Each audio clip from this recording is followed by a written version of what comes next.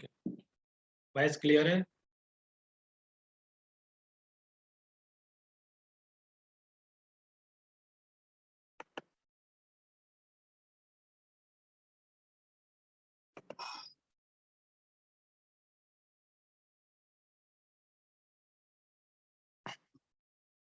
Voice clear है?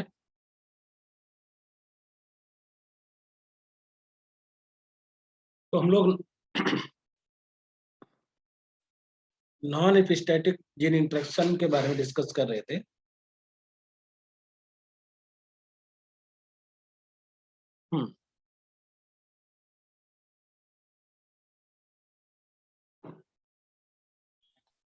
Good morning sir. Good morning, good morning.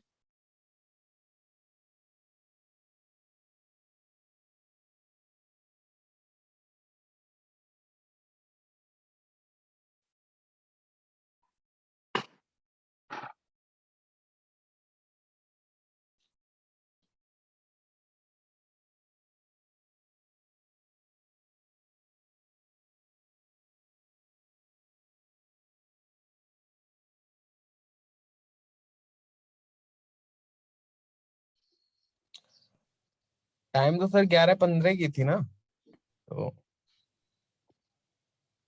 नहीं, थोड़ा और आगे टाइम दिया था मैंने। चलो इसको समझते हैं। टू ठीक है। Two non allelic independently assorting genes produce a different phenotypes while they comes together produce the new phenotypes। हम इसको बोलेंगे non epistatic gene interaction, also known as collaborative gene interaction। Example is a comb shaped in a chicken like this। जैसे मान के चलते हैं कि one gene is a P gene is responsible for the P comb। Another non-allelic gene is a R। two non-allelic genes, another non-allelic gene is a R। This is a responsible for roach comb, or this side is a single comb। Single comb means when the small p smaller smaller, this is a single comb। So one gene is a P responsible for P comb, another genes is a R responsible for roach comb। When these two genes comes together, means P plus R, then walnut comb, okay। So walnut comb when this is a new phenotype, this is a new phenotypes in a walnut combs, new phenotypes is it clear? This is a non-epistatic gene interactions। इसी तरीके से आप लोग बना लीजिएगा।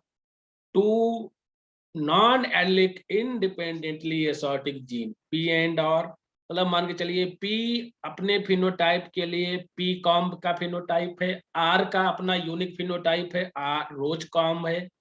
अगर ये दोनों एक साथ कंबाइन होकर के आ जाते हैं, ऐसे जीनोटाइप्स में दोनों एक साथ आ जाते हैं, तो कौन सा काम बनेगा जल्दी बताओ कमेंट करके। वॉलनट काम बनेगा, जो एक न्यू फिनोटाइप है, ना तो पी कॉम्ब है ना तो रोज कॉम्ब है, दोनों अपने अपने फिनोटाइप के लिए हैं, लेकिन जब दोनों एक साथ आ जाते हैं तो मैं जीनोटाइप थोड़ा सा दिखा देता हूं। कौन 4 पॉसिबल जीनोटाइप बनेंगे और आप कमेंट करके बताएंगे कि इसका फिनोटाइप क्या होगा। जैसे मान के चलते अगर कोई जीनोटाइप इस तरह का है, capital P dash capital R dash, मतलब ऐसा जीनोटाइप जिसके पास कम से कम एक डोमिनेंट पी है और एक डोमिनेंट आर है, बताओ इसका फिनोटाइप क्या होगा? कमेंट बताइए जल्दी। वॉलनट इसका कॉम इसका क्या होगा? बिल्कुल बताओ, जल्दी बताओ। Sir, walnut com. वॉलनट काम होगा ना, वॉलनट काम होगा ना। यस। एक सेकेंड, तो वॉलनट काम होगा, तो एक काम करते हैं, तो यहाँ पे लिख देते हैं हम लोग वॉलनट काम। तुम कर लो अपने आप से, अपने मोबाइल से कर लो जाके, वॉलनट काम। नेक्स्ट अगर हम जीनोटाइप लिख दें कि पी डैश स्मॉल आर, इसका फिनोटाइप क्या होगा? जल्दी बताओ, जल्दी पी कॉम। बताइए। पी काम होगा ना, पी काम होगा, पी काम होगा, बिल्कुल बिल्कुल पी काम होगा, पी काम होगा। अब एक और बना लेते हैं हम लोग, small P capital R dash, इसका फिनोटाइप क्या होगा? रोज कॉम। रोज काम, रोज काम, रोज काम होगा, बिल्कुल बिल्कुल बिल्कुल। अरे अब तो तुम लोग समझने लगे हो जीन इंट्रैक्शन। ये तो वही फंडा है जो मैं बताया था ना अपलाइन में। और लास्ट मैंने कहा था दोनों जगहों से रेसिस्यू आ जाएगा, तो ये मैंने कहा था सिंगल काम। दिस इज ए सिंगल काम। बताओ क्या मुश्किल था समझना आप लोगों को? दिस इज ए सिंगल काम, रेसिस्यू वाला, मतलब ना तो पी है डोमिनेंट पी है ना तो डोमिनेंट आर है, दिस इज ए सिंगल काम।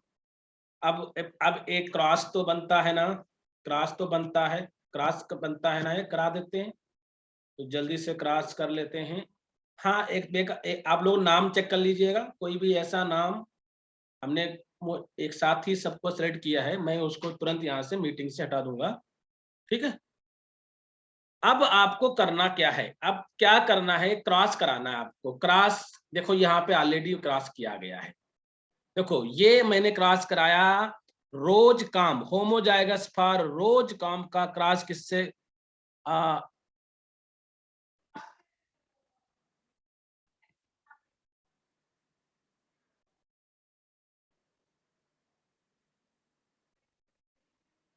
होमोजाइगस फॉर रोज कॉम का क्रॉस कराएंगे होमोजाइगस फॉर पी कॉम से, कराएंगे ना।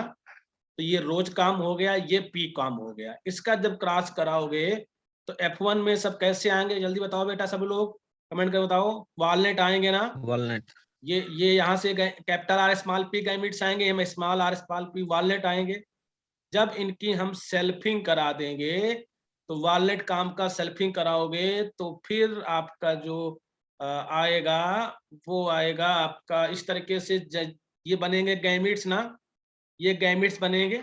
आपको पता हो ना ये गैमिट बनते हैं चारों, ये सबको पता है, चारों गैमिट इधर बन जाएंगे, चारों गैमिट्स यहाँ बन जाएंगे। इन दोनों को गैमिट को आपस में क्रॉस करा करके इस तरीके से आपका जो रेशियो आएगा, ये बताइए क्या रेशियो आएगा?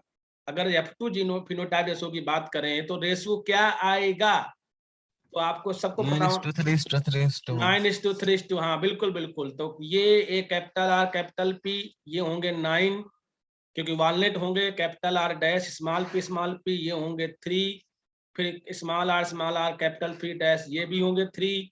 स्मॉल पी ये होंगे 1। हालांकि इसका होगा फिनोटाइप वॉलनट। ये एक मैंने बताया था, तरीका बताया था ना आपको, याद है सबको? एक ये किस क्या होगा, इसका होगा रोज काम, इसका होगा रोज काम, और इसका होगा पी काम, इसका होगा कौन सा? सिंगल काम।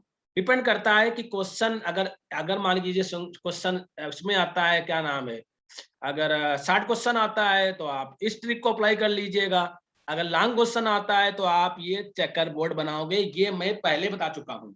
तो this is a phenotype ratio 9:3:3:1। बताओ समझ में आ गया सभी को? समझ में आ गया सभी को? आगे बढ़े, दूसरे टॉपिक के साथ आगे बढ़े, जल्दी बताओ। आ गया सभी को? चलो, बहुत अच्छी बात, बहुत अच्छी बात। एक बार जरा पार्टिसिपेंट चेक कर लीजिएगा आप लोग, कोई बीच में डिस्टरबेंस ना हो, इससे बढ़िया पहले आप चेक कर लो। चलो अब हम आगे बढ़ते हैं। गायनेंड्रोमार्फ, गायनेंड्रोमार्फ के बारे में डिस्कस करते हैं।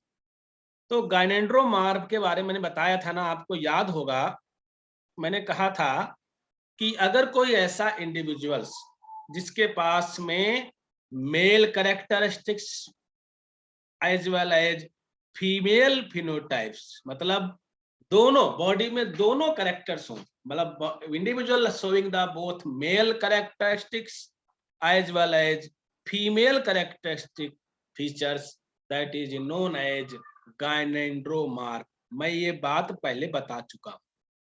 इन Drosophila gynandromorph are always mosaic of X chromosome. मतलब अगर मैं आपसे बोलूं गायनेंड्रोमार्फ का एग्जांपल लेके चले, तो ड्रोसोफिला में अगर हम आके आए तो आपको याद रखना पड़ेगा कि जो एक्स क्रोमोसोम का मोज़ेक क्रोमोसोम के कारण होता था विद मेल फिनोटाइप एक्स ओ, मतलब x not, female phenotype x x, और जायगोट क्या होगा, एक्स एक्स जायगोट होगा। अब हम आते हैं कि ये इसका कारण क्या है। क्वेश्चन आपके एक पेपर था ना कि what is the reason of the gynandromorph, what is the reason of the gynandromorph. आपने सब लोगों ने उस क्वेश्चन को देखा होगा। तो मैं जानना चाहता हूं, आप मान लीजिए अगर कोई जायगोट यक्स यक्स है ना, जायगोट यक्स यक्स है। अब अगर देखा जाए, अगर अगर कोई प्रॉब्लम नहीं होती है तो ये इंडिविजुअल फीमेल होना चाहिए ना, इसको फीमेल होना चाहिए। लेकिन हुआ क्या, जैसे आपको माइटोसिस हुई, तो माइटोसिस होने के बाद में इस क्रोमोसोम का भी डबल हो जाएगा और इस क्रोमोसोम का भी डबल हो जाएगा। डबल होने के बाद में जब सेपरेशन हुआ तो इसमें केवल एक ही एक्स क्रोमोसोम आया, मतलब वन क्रोमोसोम ही आया। मान के चलिए उसका डब्ल्यू एक व्हाइट एलील था, और यहाँ पे क्या हुआ, आपको दो एक्स क्रोमोसोम है, यहाँ पे दो एक्स क्रोमोसोम है, यक्स यक्स है, यहाँ पे केवल एक्स नॉट है। तो हम क्या कह सकते हो, loss of one X chromosome. Loss of one X chromosome के कारण क्या होगा, आपको एक प्रकार से एक देखा जाए तो जो रिजल्टिंग जो सेल्स होंगी, जो डॉटर सेल होंगी, उसमें अब देखो 4 एक्स क्रोमोसोम है ना, जब 4 एक्स क्रोमोसोम है, जब एक लॉस हो जाएगा तो 3 ही बचेंगे। 3 में से क्या होगा, एक के पास 2 एक्स क्रोमोसोम होंगे, एक के पास एक ही एक्स क्रोमोसोम होगा। जिसके पास एक एक्स क्रोमोसोम होगा उसका वो क्या होगा, वो हो जाएगा मेल, वो मेल फिनोटाइप होगा, मतलब इसकी जितनी भी सेल होंगी मेल होंगी। और जिसके पास 2 एक्स क्रोमोसोम होगा वो क्या होंगे, फीमेल। क्योंकि आपको पता होना चाहिए, तो ये हो जाएगा 2/2, ये हो जाएगा 1/2, 1/2 में 0.5 आएगा, 2/2 में 1 आएगा। ठीक है, ये कौन है, इसने डिस्टर्ब किया यहाँ पे। तो ये एक तरीके से फिनोटाइप्स आपको समझ में आ गए। ठीक है, तो ये एक प्रकार से देखा जाए तो आपको जो गायनेंड्रोमार्फ आपको समझ में आ गया, सभी को आ गया समझ में। Yes sir. क्या कारण क्या है, कारण समझ में आ गया सबको, कारण कारण क्या है वो समझ में आ गया। ठीक है, अब बात करते हैं टाइप ऑफ गायनेंड्रोमार्फ। टाइप ऑफ गायनेंड्रोमार्फ, 3 तरीके के गायनेंड्रोमार्फ हो सकते हैं। एक हो सकता है बाइलेटरल गायनेंड्रोमार्फ, एक हो सकता है एंटीरियर पोस्टीरियर गायनेंड्रोमार्फ, एक हो सकता है सेक्स पाइबाल्ड। अब तीनों को समझो ध्यान से। देखो बाइलेटरल गायनेंड्रोमार्फ क्या होगा, बाइलेटरल गायनेंड्रोमार्फ मतलब होता है कि जैसे मान के चलिए बॉडी का हम ये एक वर्टिकल डिवीजन दे दें, उसका इधर का जो पार्ट है ये, मतलब मान के चलते हैं, मान लेते हैं ये मेल है और इधर वाला जो पार्ट है ये फीमेल है। तो इस तरीके का जो गायनेंड्रोमार्फ उसको बोलेंगे बाइलेटरल गायनेंड्रोमार्फ। ठीक है, एंटीरियर पोस्टीरियर कैसे होगा, जब किसी बॉडी को हॉरिजॉन्टली अगर हम डिवाइड कर दें तो ये अपर वाला जो पार्ट है ये हो गया एंटीरियर और ये हो गया कौन सा, पोस्टीरियर। अगर एंटीरियर मेल फिनोटाइप है, कोई भी एक मान लेते हैं, अब पोस्टीरियर के पास फीमेल फिनोटाइप है, तो ये बोला जाएगा एंटीरियर पोस्टीरियर गायनेंड्रोमार्फ। सेक्स पाइबाल्ड क्या होता है, सेक्स पाइबाल्ड होता है कि मोस्ट ऑफ जो फिनोटाइप होगा वो मान लेते हैं फीमेल है, उसमें कहीं कहीं पे कुछ टिश्यू है मेल के। ये मान लीजिए मेल का टिश्यू है, ये कुछ मेल का पार्ट है, ये कुछ मेल का पार्ट है, मतलब प्रॉपर तरीके से ना तो बायलेटरल होगा ना तो एंटीरियर पोस्टीरियर होगा। तो ये इतना पार्ट किसी एक सेक्स को डिटरमाइन कर रहा है और इतना ब्लैक वाला रीजन किसी एक को कर रहा है। यहाँ पे देखिए जरा, ये देखो most of the black reason है, कुछ पार्ट है जो, कुछ पार्ट ऐसा है जो दूसरा करेक्टर है, दूसरा मतलब सेक्स है, तो इसको बोलेंगे सेक्स पाई बॉल्ड। तीनों समझ में आ गए? बाइलेटरल। सर सर ड्रोसोफिला में सर कलर के बेस पे क्या सेक्स डिसाइड होता है क्या, कि मतलब नहीं ब्लैक है तो नहीं नहीं, मेल वो है? तो, और अरे बेटा तुम कंफ्यूज हो गए, ये तो ब्लैक और सर पार्ट के सर, सुनो तो सुनो, हम पार्ट के हिसाब से कैसे डिसाइड कर सकते हैं कि ये मेल है या फीमेल है, अरे या तो फिर ये हाँ, पार्ट मेल का है? अब यार तुम चाहो तो इसको फीमेल मान लो, क्या दिक्कत है, इसको मेल कर लो भाई। नहीं हाँ सर, जैसे जैसे आप बोल रहे हैं सर कुछ पार्ट मेल का उसमें रहेगा, तो कैसे हम डिसाइड करेंगे कि ये पार्ट मेल का है? हाँ, तो डिसाइड मतलब आपको, चलिए गायनेडोमार का मतलब क्या होता है, मेल और फीमेल दोनों कैरेक्टर होंगे ना। अब हाँ सर ये उनका डिस्ट्रीब्यूशन कैसा है, इनका डिस्ट्रीब्यूशन अगर इस तरीके से है, मतलब वर्टिकली, मतलब अगर मान लीजिए इधर वाला 50% जो फीमेल है, इधर वाला मेल है, तो इसको बाइलेटरल बोलोगे, ठीक है। ये एंटीरियर पोस्चर हो जाएगा। सेक्स पाइबाल्ड में ना तो एंटीरियर होगा पोस्टीरियर, ना तो बाइलेटरल होगा, कुछ कहीं पर भी कोई भी पार्ट मेल हो सकता है, कहीं पर कोई भी पार्ट फीमेल हो सकता है, इसको बोलते हैं सेक्स पाइबाल्ड। नहीं समझ में आया? आ गया? आ गया सर, लेकिन समझ में नहीं आया अच्छे क्या नहीं से। आया समझ में, क्या नहीं आया? सर जैसे आप जो बता रहे हैं ये समझ में आ गया, लेकिन सर कैसे, मतलब जैसे कोई भी मान लीजिए, कोई भी जैसे वो है ड्रोसोफिला दो है, ठीक है, एक मेल है एक फीमेल है, तो हम ऐसे देख के थोड़ी ना डिसाइड कर सकते हैं कि ये पार्ट इसका मेल का है या ये पार्ट फीमेल का है। नहीं तो अगर तो वो उसमें सर जैसे, ड्रोसोफिला देखोगे हाँ ना, सर, तब समझ में आ जाएगा यस कि कौन सा पार्ट है, लेकिन आप वो कैरियो टाइप देखना पड़ेगा ना। अगर मान के चलिए इसको मेल मानते हैं तो इसके पास यक्स नॉट होगा, अब ये अगर मान यस लीजिए सर वो, इसको फीमेल मानते हैं तो इसको यक्स यक्स होगा, ये तो डिफरेंस होगा ना भाई यस आपको। सर ये तो है। तो वही बात आप भूल गए कि यक्स नॉट और यक्स यक्स का ही तो मोजेक, ये इसको बोलते हैं मोजेक। उस सेल में इस यस सर तरीके ये का तो, एक क्रोमोसोम है, किसी में इतना है, हाँ तो हाँ, यही, कुछ साल में ये रहेगा। हाँ तो यही यही बनाएंगे मेल या फीमेल। अच्छा हाँ हाँ, तो ठीक है सर, समझ में आ तो गया। मैं अभी बोला ही था। मतलब मतलब सेल के हिसाब से उसको देखना पड़ेगा कि कौन से सेल में कौन सा, मतलब हाँ, ये तो जीनोम मैंने है। ये ठीक है बताया ठीक। ना था, ये वाला अगर ये यक्स वो होगा तो वो पार्ट हो जाएगा मेल, अगर यक्स एक्स होगा तो वो पार्ट हो जाएगा फीमेल। Thank you sir. ठीक है, तो आप समझ में आएगा सभी को, गायनेंड्रोमार्फ के बारे में पूरा डिटेल, हर पॉइंट मतलब अच्छी तरीके से समझ में आ गया।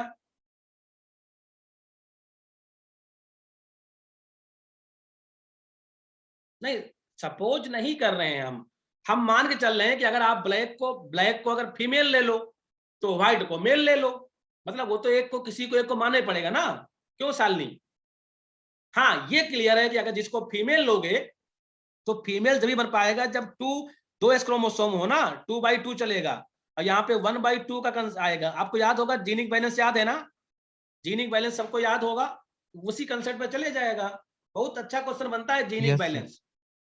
अब यहाँ पे दूसरा तरीका, मतलब आप देखिए सेक्स पाई बाल्ड में क्या कोई जरूरी है कि यहाँ पे मैं देख पा रहा हूँ कि अलग तरीके का डिस्ट्रीब्यूशन है, इस वाले ड्रोसोफिला में, इस वाले में अलग तरीके का है ना, लेकिन बाइलेटरल और एंटीरियर पोस्चर में बिल्कुल फिक्स है।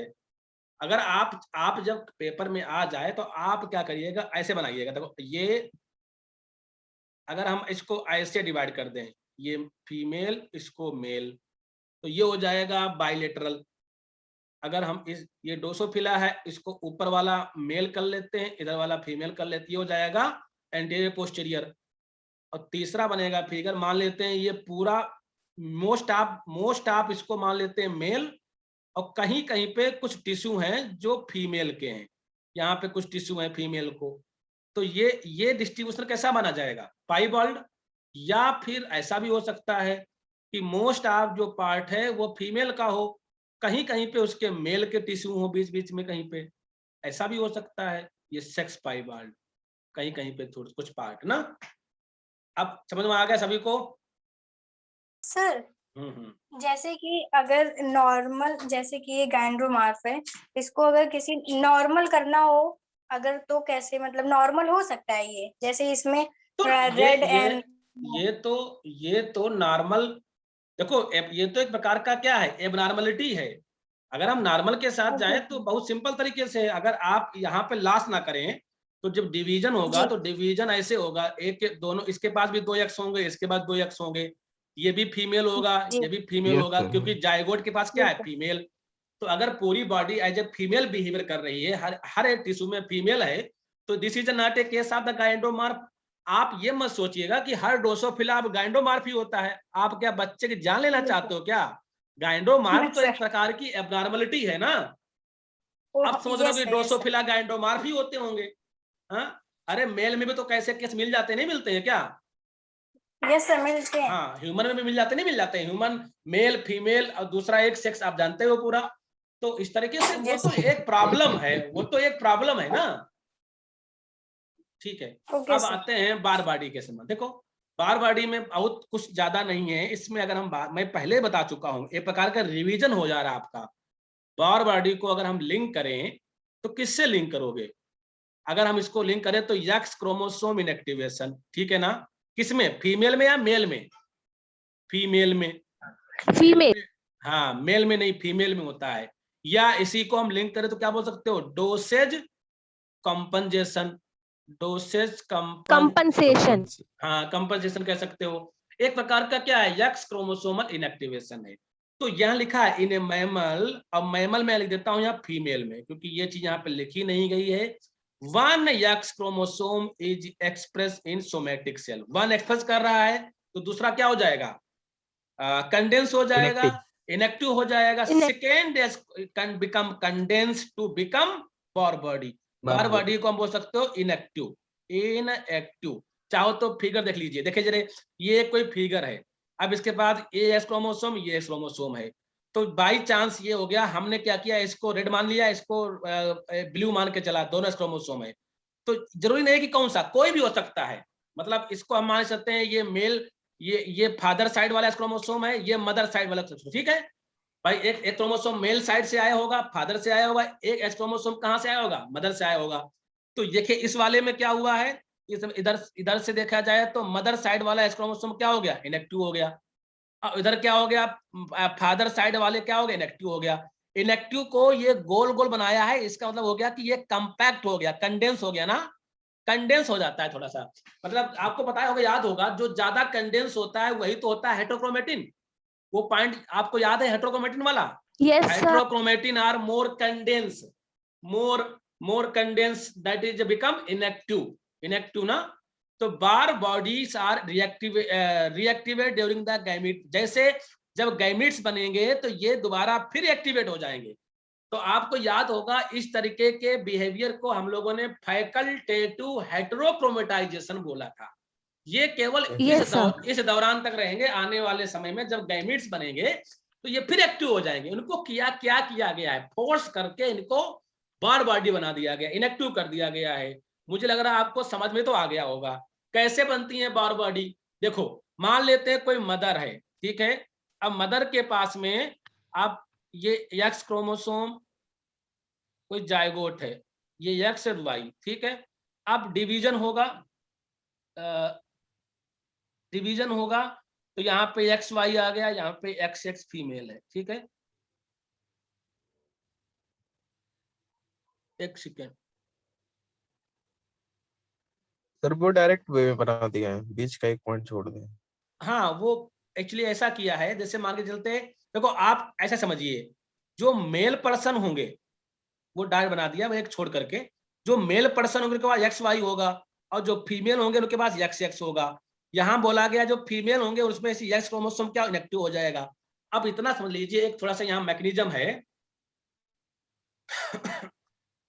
वही। इतना यहाँ पे समझिए,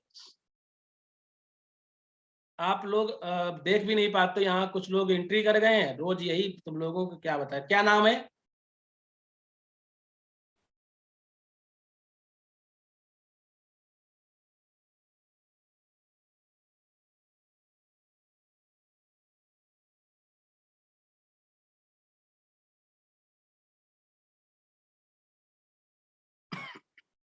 और कोई है?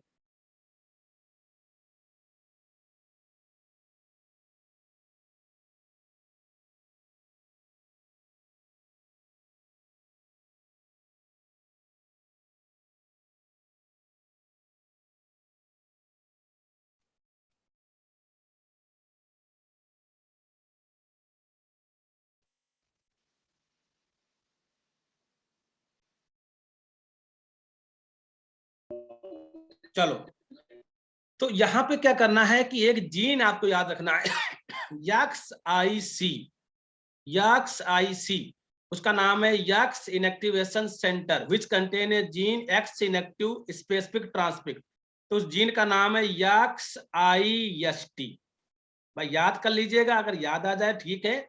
इसको बोलते हो X inactivation inactive specific transcript. इसी का काम है inactivation of the X chromosome, inactivation of X chromosome. ठीक है, समझ में आ जाएगा इस तरीके का। X I S T inactive लिखा तो है, whereas T X I prevent inactivation of the random process in during early development. ठीक है, बस इतना लिख लीजिए, बाकी समझ में आ जाएगा। अब आते हैं हम लोग हैं next one is jumping gene. Jumping gene पढ़ना है आप लोगों को। Yes sir. ये दिव्यांशु साक्या इस समय आए हैं क्या, कौन है ये?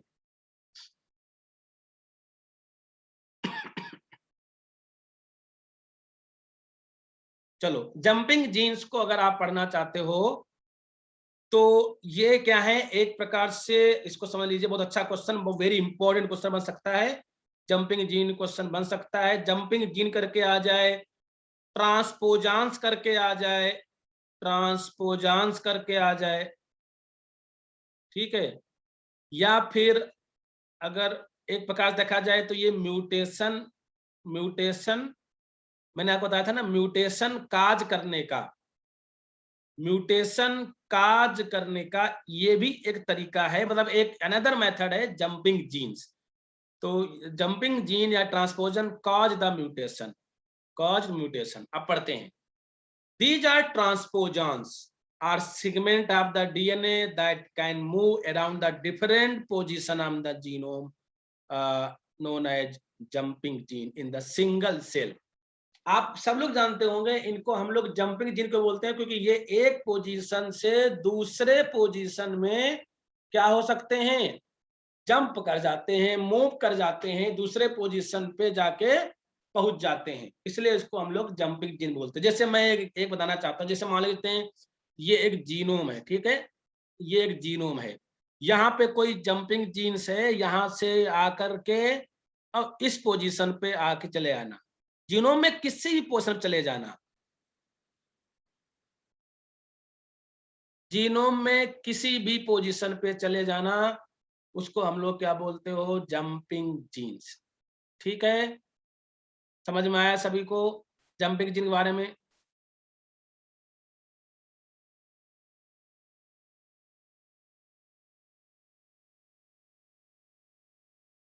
तो मेरा क्वेश्चन ये है, हाँ यहाँ पे आएगा तो ठीक है। तो जंपिंग जीन्स कहीं भी किसी भी जा सकते हैं। अब ये जाने का जो प्रोसेस है ये थोड़ा समझ लो, दो तरीके हैं। एक तो तरीका है कि कॉपी होकर के यहाँ पे पेस्ट हो जाना, पेस्ट, या फिर यहाँ से कट होकर के यहाँ से कट हो जाए और जाके यहाँ पे पेस्ट हो जाना। आप देखो, अगर जो लोग कंप्यूटर जानते हैं थोड़ा बहुत लैपटॉप पे, तो जानते हो कोई चीज हम कॉपी करके पेस्ट करते हैं या कट करके पेस्ट करते हो। कट करोगे तो वहां से वो चीज गायब हो जाएगी ना, और कॉपी करोगे तो कॉपी हो करके जाएगी। डबल, हाँ, मतलब कॉपी होकर के फिर दूसरी जगह जहां पे जाओ उस फोल्डर को कॉपी कर लो, कोई भी फाइल हो आप कॉपी कर सकते हो। ठीक है,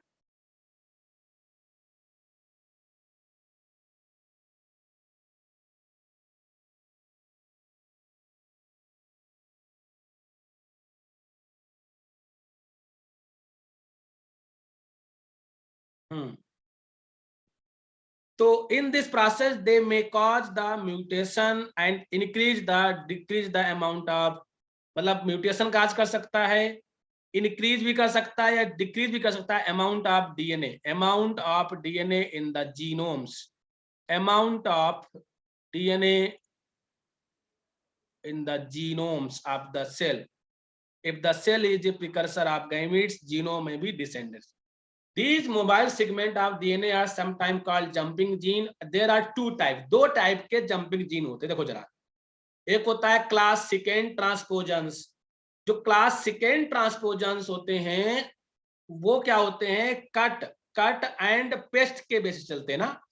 मैंने कहा था ना एक जगह से कट होकर के दूसरी जगह पे पेस्ट हो जाएं।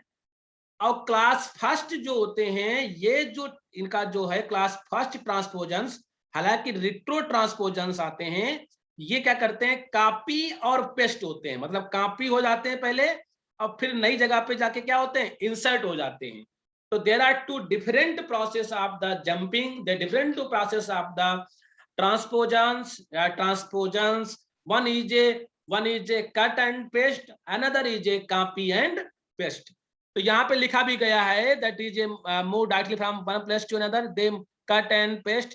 Transposition is a cut out of this location inserted into the new location. This process require the enzyme. enzyme क्या चाहिए इसके लिए से enzyme चाहिए ट्रांसपोजेज, ठीक है। Encoded with some these are the transpo, ये एंजाइम बिना इसके आपको ये एंजाइम ही है जो कट कराता है और जाकर दूसरी जगह पेस्ट कर देता है।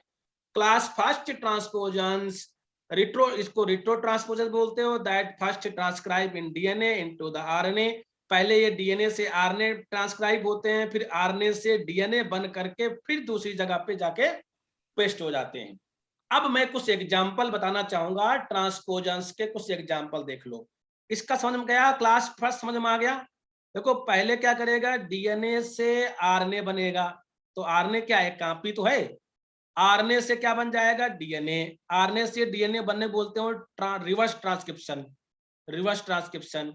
अब ये डीएनए जाकर के नई पोजीशन पे क्या कर जाएगा किसी न्यू पोजीशन पे इंसर्ट कर जाएगा।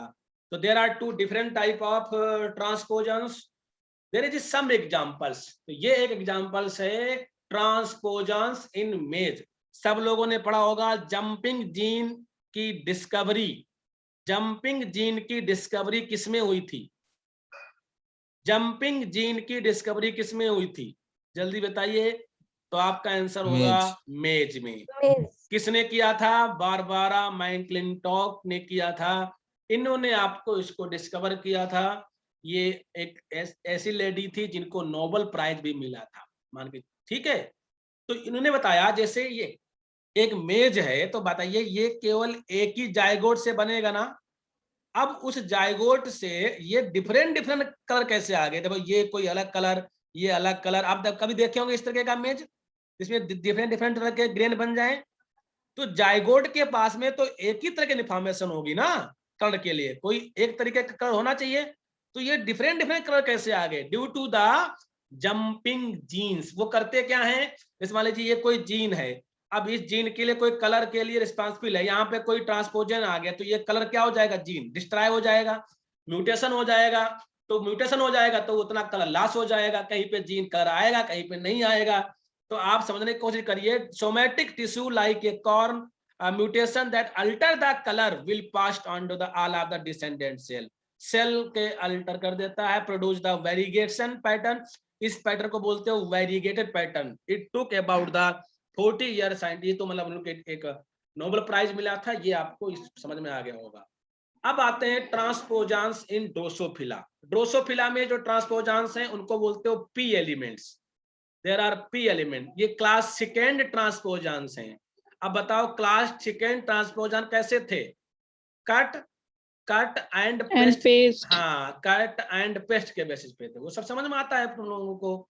बाकी आप यहाँ पे एग्जांपल, मतलब एक एग्जांपल लिखना पड़ेगा ना कि कहाँ पे आप एग्जांपल के रूप में बता सकते हो कि ये जंपिंग जीन इसमें पाए जाते हैं, ठीक है।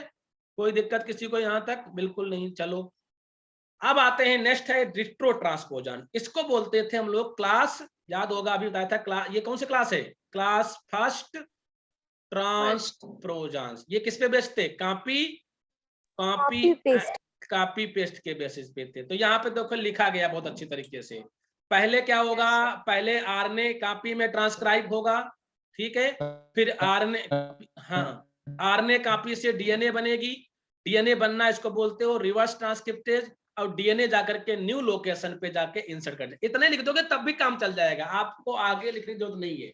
तो मैं आपसे उम्मीद करता हूं कि आप जंपिंग जीन के बारे में बेसिक इंट्रोडक्शन समझ में आ गया। This is a those segment of the DNA can move from one location to another location in the genome of the single cell.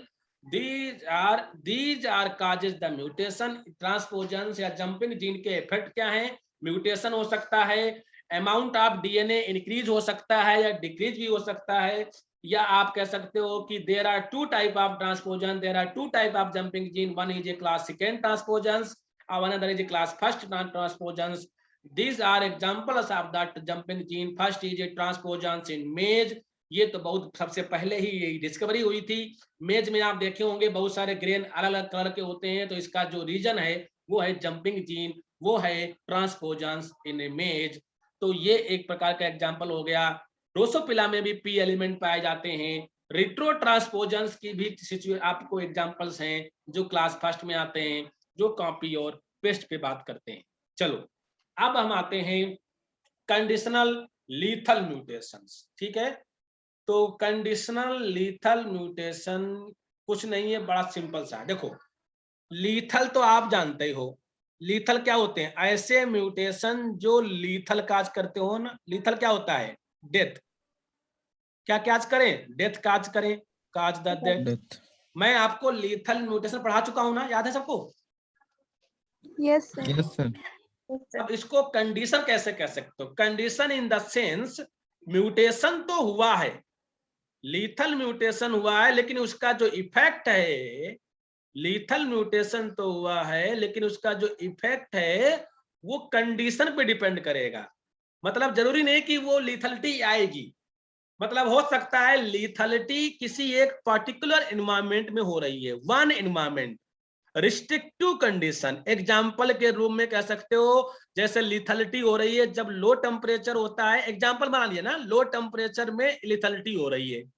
लेकिन अगर उसी इंडिविजुअल को टेम्परेचर हाई मिल जाता है, हाई टेम्परेचर मिल जाए तो लीथलिटी नहीं होती है, हाई टेम्परेचर मिल जाए तो नहीं होती। बताओ ऐसे म्यूटेशन को हम कंडीशनल लीथल म्यूटेशन बोलोगे ना। तो Yes, sir. दूसरे एनवायरमेंट में वायबल हैं, किसी एनवायरमेंट में लीथल हैं, तो उसको हम लोग क्या बोलोगे? एक प्रकार से लीथल म्यूटेशन। तो बहुत सारे एग्जांपल्स मैं बताना चाहूंगा लीथल। जैसे पहला एग्जांपल है आगजोट्रॉप म्यूटेंट। मैंने कहा था ना, कोई अगर बैक्टीरिया आगजोट्रॉप है तो उसको मीडियम में बाहर से चाहिए ना। अगर बैक्टीरिया हिस्टीडिन के लिए आगजोट्रॉप हो गया है तो आप क्या करोगे? इसको ग्रो कराने के लिए मीडिया में हिस्टीडिन डालोगे ना। अब ये बताइए, ये बैक्टीरिया ग्रो कर जाएगा अगर हम मीडिया में हिस्टीडिन डाल देना। अगर मीडिया में हिस्टीडिन डाल दें तो इस बैक्टीरिया को कोई दिक्कत नहीं होगी, आराम से ग्रो कर जाएगा, आराम से सरवाइव कर जाएगा। तो देयर आर कंडीशनल लीथल हो गया ना, कि अगर हम हिस्टीडिन दे दो तो कोई प्रॉब्लम नहीं होगी, ग्रो कर जाएगा। दूसरा टेम्परेचर सेंसिटिव, अभी मैंने बताया एग्जांपल ना, कुछ ऐसे म्यूटेशन होते हैं जो टेम्परेचर सेंसिटिव हो जाते हैं। Grow in one temperature but not, मतलब एक टेम्परेचर में ग्रो कर जाते हैं, दूसरे नहीं ग्रो करते हैं। मतलब लीथलिटी तो है लेकिन वो एक पर्टिकुलर टेम्परेचर पे है। तो ऐसे म्यूटेशन को हम क्या बोलोगे? Conditional lethal mutation. एक और एग्जांपल देख लो, suppressor sensitive mutation will grow in the presence of the suppressor या suppressor protein component of the mutation. इस एग्जांपल को मत रखिएगा, कोई ज्यादा कोई दिक्कत नहीं, दो एग्जांपल लिख दो तब समझ आ जाएगा। क्या आप लोग कंडीशनल लीथल म्यूटेशन की डिफिनीशन लिख लोगे, उसके एग्जांपल लिख दोगे, आप आसानी से उसको समझा दोगे? अगर समझा दोगे तो अटेंडेंस ले लो।